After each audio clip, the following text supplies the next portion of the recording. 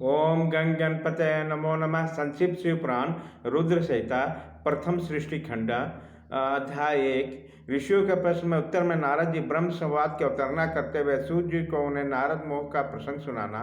काम विजय के गर्भ से युक्त नारद को शिव ब्रह्मा विष्णु के पास जाकर अपने तप का प्रभाव बताना।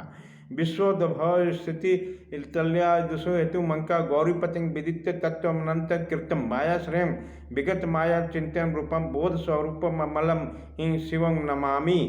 जो विश्व की उत्पत्ति स्थिति और लय आदि के एकमात्र कारण है। गौरी गिरिराज कुमारी उमा के पति है, तत्वज्ञ है, जिनकी कृति के कहीं अंत नहीं है, जो माया का आश्रय होकर भी उनसे अत्यंत दूर है तथा जिनका स्वरूप चिंतनीय उस विमल बोध स्वरूप भगवान शिव को मैं प्रणाम करता हूँ। वंदे शिवं तंग प्रकृतेर नादि प्रशांत मेकम पुरुषोत्तम हिंग स्व माया में कृष्ण समिदं ही सृष्टवा नभो दंत हरा स्थितों यंग। मैं स्वभाव से ही उन अनादि शांत स्वरूप एकमात्र पुरुषोत्तम शिव की वंदना करता हूँ, जो अपनी माया से संपूर्ण विश्व की सृष्टि करके आकाश की भांति उसके भीतर और बाहर भी स्थित है। बंदेरन संत निजगुण रूपम शिवं स्वतस्मिदम विशिष्ट जगन्नति नित्यं परितो भ्रमरांति यत्र निधो चुंबक लोभोत्तम। जैसे लोहा चुंबक से आकृष्ट होकर उसके पास ही लटका रहता है, उसी प्रकार ये सारे जगत सदा सब ओर से जिसके आसपास भ्रमण करते हैं, जिनके अपने से इस प्रपंच के रचने की विधि बताई थी, जो सबके भीतर अंतर्जामी रूप से विराजमान है और तथा जिनका अपना स्वरूप अत्यंत गुण है, उन भगवान शिव को मैं सादर वंदना करता हूँ।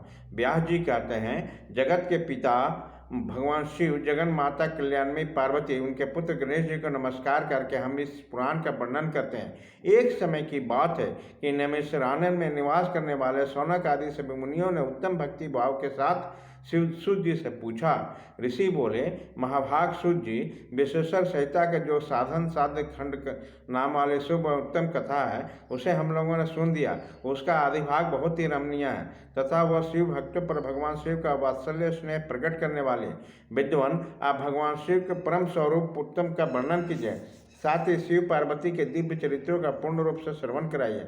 हम पूछते हैं कि निर्गुण महेश्वर लोक में सगुण रूप कैसे धारण करते हैं। हम सब लोग विचार करने पर भी शिव के तत्व को नहीं समझ पाते हैं।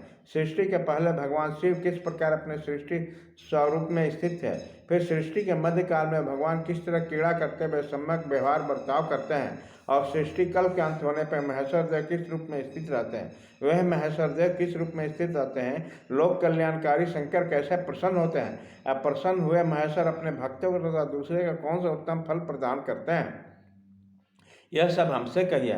हमने सुना है कि भगवान शिव शीघ्र प्रसन्न हो जाते हैं, वह महान दयालु हैं, इसलिए अपने भक्तों का कष्ट नहीं देख सकते हैं। ब्रह्मा विष्णु और महेश ये तीनों देवता शिव के ही अंग से उत्पन्न हुए हैं। उनके प्रकृति की कथा तथा उनके विशेष चरित्रों का वर्णन कीजिए। प्रभु, आप उमा के आविर्भाव तथा विवाह का भी कथा कहिए, विशेषतः उन्हें गृहस्थ धर्म तथा अन्य लीलाओं का भी वर्णन कीजिए। निष्पाप सूत जी, हमारे प्रश्न के उत्तर में आपको यह सब तथा दूसरी बातें भी अवश्य कहनी चाहिए। सूत जी ने बोला, महेश्वरों, आप लोगों ने बड़ी उत्तम बात पूछी है।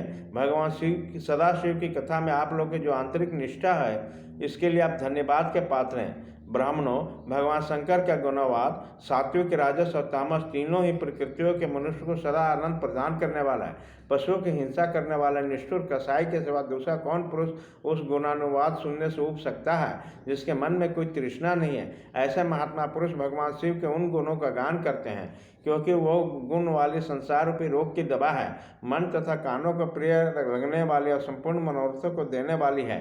ब्राह्मणों, आप लोग के प्रश्न के अनुसार